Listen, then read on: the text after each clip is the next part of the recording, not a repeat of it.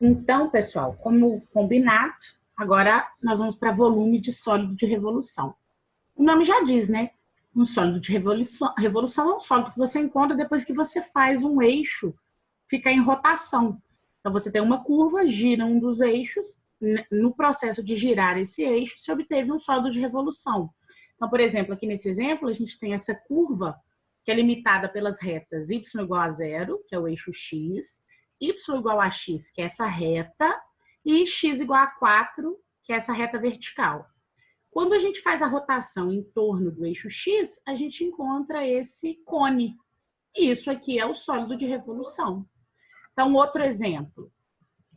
Por exemplo, aqui em cima, a gente tem a reta x igual a zero, que é o eixo y, tem a reta y igual a zero, que é o eixo x, e tem a reta y igual a 3 aqui, ó. E x igual a 1, também não falei da reta vertical x igual a 1. Se eu girar em torno do eixo y, eu vou obter esse cilindro aqui. Só que os dois últimos sólidos, tanto o cone quanto o cilindro, são sólidos regulares. Só que às vezes a gente não acha um sólido regular. Por exemplo, olha essa curva aqui. Essa curva aqui é uma curva toda... Opa, deixa eu voltar. Uma curva bem diferenciada. Apesar da sua imagem ser positiva, se eu fizer o giro em torno do eixo X, olha o sólido que eu encontro. Um sólido, sei lá, tipo uma bacia, uma cuba, um sólido bem diferenciado. Eu não sei nem dizer que figura eu consigo associar isso. Pois bem, por que isso e para que aprender isso? Porque quando a gente encontra esses sólidos diferenciados, a gente consegue determinar, então, o seu volume. Na verdade, quando a gente quer calcular o volume de um cilindro, por exemplo, a gente faz a área da base vezes a altura. Como a base é uma circunferência, a gente usa a área de circunferência, que é π vezes raio ao quadrado, vezes essa altura. Quando a gente obtém um sólido de revolução, todas as vezes que a gente executa a revolução, nós estamos gerando circunferências em torno, né, com eixo central sendo o eixo de revolução. Então, na hora de calcular um volume desse tipo de sólido, o que a gente faz? A gente imagina que essa seção, que vão ser representada por várias circunferências, é como se a gente tivesse essa seção circular tendo raios distintos. E o raio é definido exatamente pela imagem da curva que a gente tem projetada. Quando eu tenho raios diferentes, o volume fica complexo de ser calculado como num cilindro. Num cilindro, o raio é sempre o mesmo e por isso é fácil calcular o volume dele. Mas quando você tem uma curva, os raios mudam, porque a altura que é definida aqui nesse desenho, que representa o raio dessa curva, é exatamente a imagem da curva f de x. Então, o que a gente vai fazer? Uma vez que esse raio vai mudar ao longo do domínio estabelecido por esse sólido de revolução, vamos dizer assim, eu vou ter raios diferentes. Então, eu vou ter várias circunferências de áreas diferentes. Mas a gente pode deixar isso implícito pela função. Então, a gente vai definir, então, que esse raio é exatamente essa função. Então, a gente faz essa função ao quadrado, que é raio ao quadrado vezes π, e aí a gente vai ter como se fosse de forma indefinida, vamos dizer assim, as áreas desses círculos. Dependendo do valor dessa função, eu vou conseguir calcular a área dentro desse limite que vai do início do sólido até o final do sólido. Pois bem, o início do sólido até o final do sólido é exatamente a altura desse sólido. Então, a área dessa seção se torna a área circular, onde o raio vai mudar de acordo com a imagem da função, e a altura desse sólido vai ser o domínio de integração dessa curva. Então, a gente tem aí, então, o volume de qualquer sólido. Vai ser a área da seção transversal em função da imagem dessa função, né? Em função no sentido que essa imagem pode mudar. Essa imagem vai começar do limite inferior até o limite superior, e exatamente esse limite de integração define a altura do sólido. Vamos ver no exemplo se fica mais claro. Olha, eu defini aqui, eu não, né? Um livro definiu o volume de um sólido compreendido entre os planos x igual a e x igual a b. Esse x igual a e x igual a b seriam os limites de integração, o início e o final do sólido, ou seja, a diferença de B e A, dependendo das posições, né? Sendo B maior que A, essa diferença é exatamente a altura do sólido. E a área da seção transversal por x é uma função integrável, que a gente vai chamar de área, e a integral vai de A até B dessa área. Então, a área aqui é uma área circular, onde o raio desse círculo vai ser a função, E o limite de integração vai do limite inferior A até B, definindo a altura desse sólido. E aí a gente vai encontrar o volume. Então, normalmente, uma seção transversal típica, como eu disse, é um círculo, um disco, e o disco vai ser π vezes o raio ao quadrado. E o raio vai ser a função que a gente está trabalhando. Então, olha esse exemplo aqui. Eu tenho essa curva aqui, y igual a raiz de x. Então, se eu pensar, no início dessa curva, o raio é zero. Mas à medida que eu for caminhando nessa curva, eu vou tendo diferentes valores do raio. E aí eu vou mudar essa curva, porque a altura dela aqui é diferente. Até no 4. No 4, a altura aqui vai ser, se x for 4, raiz de 4 é 2. Essa altura é exatamente 2. Então, eu posso dizer que essa altura vai variar de 0 até 2 para essa curva. Quando eu digo altura, é a distância do eixo x até a curva azul. Quando eu fizer a rotação em torno do eixo x, o que a gente vai ter é esse sólido aqui do lado, ó, parecendo uma bisnaga de mortadela, vamos dizer assim. É um bom exemplo, uma bisnaga de mortadela. Imaginemos, então, que eu pudesse fatiar essa bisnaga. E aí, quando a gente vai fatiando, a gente vai tendo várias fatias de mortadela, vamos dizer assim, que são discos. Para cada pedaço que eu fatio dessa mortadela, eu vou ter um disco diferente. Por quê? Porque essa altura, essa mortadela, ela não tem o mesmo raio, o raio muda. Então, o que a gente vai fazer aqui? A gente vai raciocinar que, uma vez que o raio pode mudar, ele é uma função, e é a função raiz de x. Então, a gente vai fazer a área da seção transversal, imaginando que esse raio pode ser qualquer valor raiz de x dentro do limite que vai de 0 até 4. Então, esse é o meu raio. Então, vamos raciocinar aqui. O raio, então, dessa bolonha defumada, vamos dizer assim, é a curva raiz de x. Como a seção transversal é uma circunferência, então a área da seção vai ser π vezes o raio ao quadrado. Logo, a área dessa seção vira π vezes o raio, que é a função raiz de x, ao quadrado. Então, a área ficou π vezes raiz de x ao quadrado, raiz vai cortar com quadrado, eu vou ter π vezes x. Então, a seção, que seria o disco, vai ter área π vezes x. Só que eu quero volume. Então, eu vou fazer a integral, que vai de 0 até 4. De 0 até 4, eu estou definindo, então, a altura desse sólido, vezes a área da base, vamos dizer assim, que é a área da seção transversal, π vezes x. E agora eu vou resolver essa integral. Olha que fácil. Essa integral, então, vai ser π vezes x ao quadrado sobre 2, mais uma constante arbitrária. Só que eu vou resolver nos limites de integração, que vão de 0 até 4. Então, a gente vai fazer a imagem dessa curva de 4 menos a imagem de 0. Então, vamos calcular. Vai ficar π vezes 4 ao quadrado dividido por 2, menos a imagem de 0, π vezes 0 ao quadrado dividido por 2. Bom, isso aqui vai dar 0, né? Então, vai ficar π ao quadrado 16, 16 dividido por 2 dá 8, e aí eu tenho 8π unidades de volume. É o volume desse sólido. Então, aqui, ó, a gente tem até um passo a passo. Como que você faz? Você tem a curva, né? Você vai esboçar o sólido e uma seção transversal. Como? Imaginando onde vai ser feita a rotação, porque depende muito de qual eixo você vai fazer a rotação.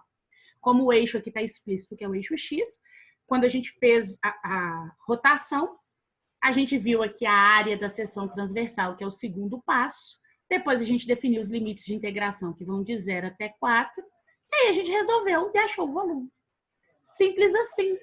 A gente também poderia resolver isso em Y. Quer ver? Vamos ver um exemplo? Deixa eu limpar a tela aqui. Olha em Y como seria.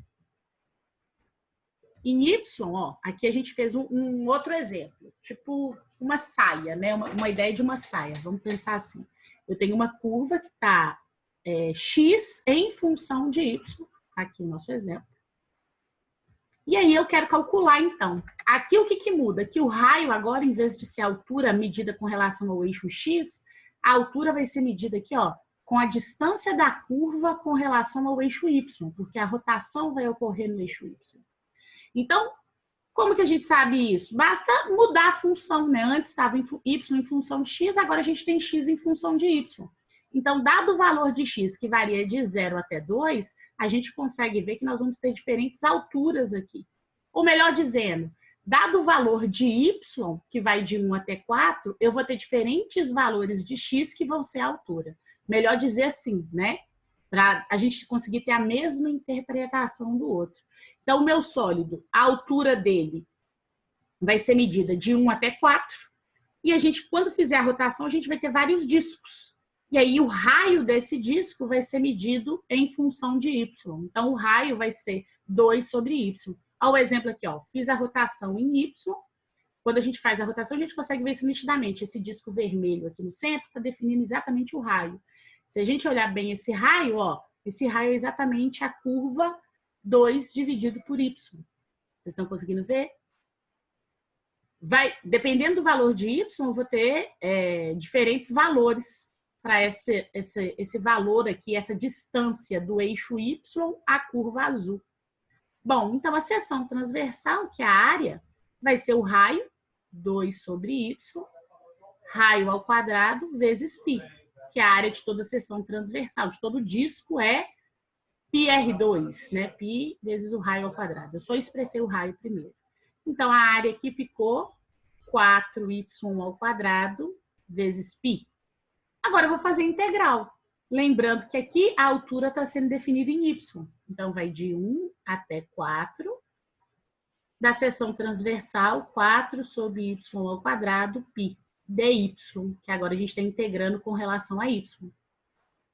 Para facilitar meus cálculos, eu vou pegar esse y que está no denominador e jogar para cima.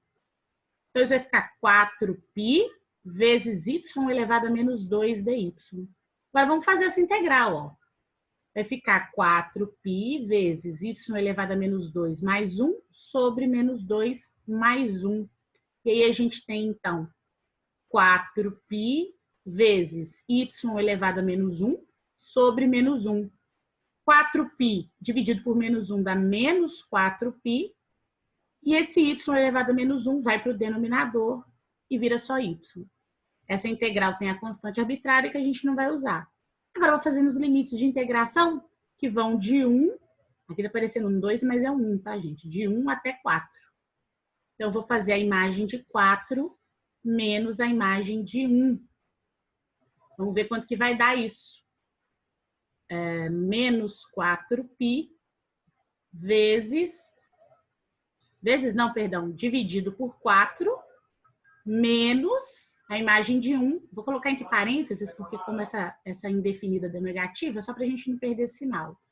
A imagem de 1 fica menos 4π dividido por menos 1, por mais 1, a imagem de 1, perdão. Menos 4π dividido por 4 dá menos π. Menos 4π dividido por 1 dá menos 4π. Mas como tem esse menos na frente, vai ficar mais 4π. Π menos 4π dá 3π em volume. Então, o volume desse sólido aqui ficou sendo 3π. Tranquilo, né? Só que tem outro exemplo. Qual outro exemplo? Que até agora a gente fez esses sólidos fechados. E se esse sólido for oco? O que quer dizer isso? A gente fala quando o disco não é denso. Imagina que esse disco, em vez de ser um disco fechado, da seção transversal, ele é uma arruela. O meio dele é vazio, é oco. Então, vamos ver um exemplo aqui, ó. Olha o exemplo de uma arruela. Aqui eu tenho duas curvas, a curva superior e a curva inferior. Chamei uma de R maiúsculo, outra de R minúsculo. E vamos fazer uma rotação em X. Quando a gente faz essa rotação em X, vocês estão vendo exatamente aqui no miolo, que é a distância da curva inferior ao eixo X, é o pedaço que vai ficar vazio. E como que a gente vai calcular o volume desse sólido, sendo que esse pedaço aqui é vazio? Aí a gente vai usar um raciocínio simples. Como essa arruela vai ficar em função tanto do raio da curva que está em cima, quanto do raio da curva que está embaixo, o que a gente faz? É como se a gente estivesse calculando a figura de fora, o raio da figura de fora, menos o raio da figura de dentro. Então, quando a gente faz, por exemplo, a área do disco externo menos a área do disco interno, a gente tem a área da arruela. Então, aqui, ó, a gente está fazendo πr2 ao quadrado, que é o disco maior, esse disco de fora. Vou ver aqui no desenho, não sei se o mouse está mostrando, que é a curva que está mais em cima. Menos πr2, que é a área desse disco interno. Como essas duas curvas são funções que vão mudar de acordo com os limites de integração de x, essa área dessa arruela muda dependendo do valor de x. Mas sempre vai ser exatamente a diferença da área do raio superior, né, da seção que define a área maior, do disco maior, menos a área do disco menor. E aí, quando eu fizer a integral disso, eu tenho o volume da arruela. Então, ó um exemplo aqui. Essa aqui tem y. A gente tem duas curvas. A gente tem a reta, que está em função de y, porque nós vamos girar em torno do eixo y. Então, nós temos essa reta aqui. Essa reta aqui está definida como y dividido por 2. E temos essa outra curva aqui, que é a curva x igual a raiz de y, certo? Ô, meu pai, tô passando sozinho. Desculpa. Então, esses dois pedaços. Quando eu girar, eu vou ter, na curva interna, que é uma reta, eu vou ter um cone. Mas na curva externa, eu vou ter, como eu disse para vocês, como se fosse a mortadela bolonha. Então, aqui a gente tem por fora uma superfície que vai parecer a estrutura de um cálice e por dentro uma superfície oca que vai parecer um funil.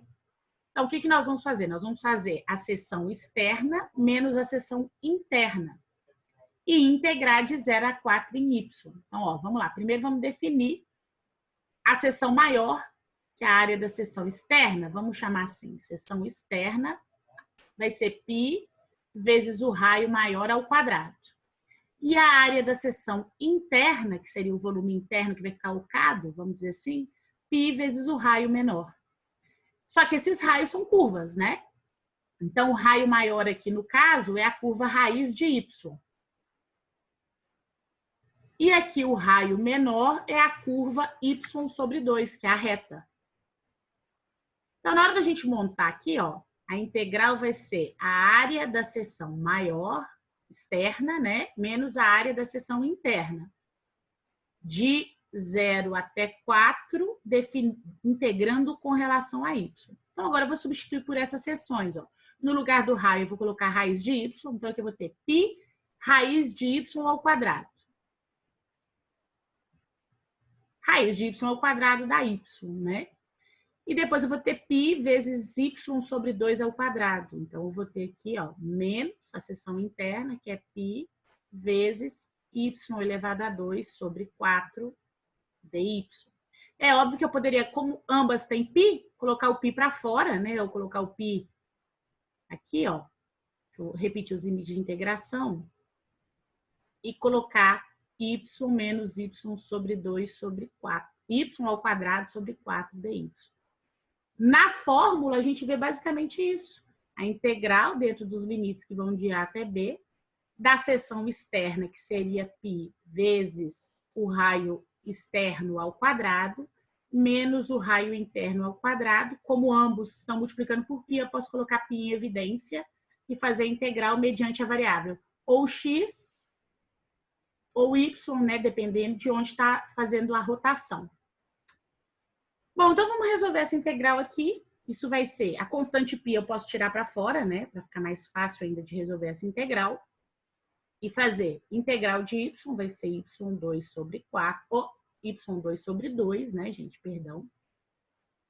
Menos 1/4, que é, eu estou tirando a fração 1/4 da variável y ao quadrado e vou fazer a variável y ao quadrado na integral. Então, vai ficar 1/3 sobre 3.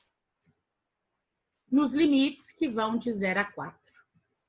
E aí, resolvendo aqui, simplificando essa conta, assim, resolvendo mesmo, né? Eu tenho menos y ao cubo sobre 12, nos limites que vão de 0 a 4. Então, agora a gente faz a imagem de 4 menos a imagem de 0 e encontra o volume desse cálice, vamos chamar assim, dessa cuba. É uma cuba, só que internamente é como se fosse um funil oco. Vamos lá, então. Vai ficar 4 ao quadrado dividido por 2, menos 4 ao cubo dividido por 12, menos 0 ao quadrado dividido por 2, menos 0 ao cubo dividido por 2. Bom, a gente já sabe que esse pedaço dá zero, fica fácil, né? 4 ao quadrado dá 16, então eu vou ter 16 meios, que eu já poderia escrever 8. E 4 ao cubo é 64, né? Porque 4 vezes 4, 16 vezes 4, 64 sobre 12. Bom, aqui a gente também poderia simplificar 64 e 12 por 4, né? Mas antes de simplificar, vamos fazer a conta e simplifica a fração final, eu acho mais fácil. Então, para simplificar a fração final, hoje eu simplifico aqui para ficar mais fácil dividindo em. Então, vou fazer a simplificação final, mais fácil. 12 dividido por 2 dá 6. 6 vezes 16, vou usar a calculadora só para facilitar a minha vida, dá 96. Né? 12 dividido por 2, 6. 6 vezes 16, 96. Menos 12 por 12, 1 vezes 64, 64. 96 menos 64 dá exatamente 32. Então, eu vou ter 32 dividido por 12, que a gente pode simplificar isso aqui por 4. 32 dividido por 4 dá 8 e 12 dividido por 4 dá 3. Eu não esqueci o pi, tá, gente? Que o pi tá aqui. Ele não saiu daqui em nenhum momento, não, tá? Eu fui resolvendo essa integral, mas o pi continua aqui. Na verdade, o pi estaria multiplicando esses dois termos. Aqui é como se eu estivesse colocando o pi em evidência. Então, aqui é como se eu tivesse 16 meios de pi, 64 sobre 12 avos de pi. 96 menos 64 vezes pi, também. Enfim, sempre vai ter o pi, no final tem 8π sobre 3 unidades de volume. E é isso, pessoal. Agora, o que eu tenho para vocês? Treinar. A gente vai treinar agora, fazendo um pouco de exercício. Então, aqui eu separei 4 exercícios para a gente fazer e eu vou colocar depois a resposta para vocês e vamos resolver juntos, tá? Então, é isso. Aqui a gente calculou o volume de sólido de rotação, é bem tranquilo. E é isso, pessoal. Vejo vocês em breve. Então, deixa eu dar um stop aqui e parar o nosso vídeo. Tchau, tchau, pessoal.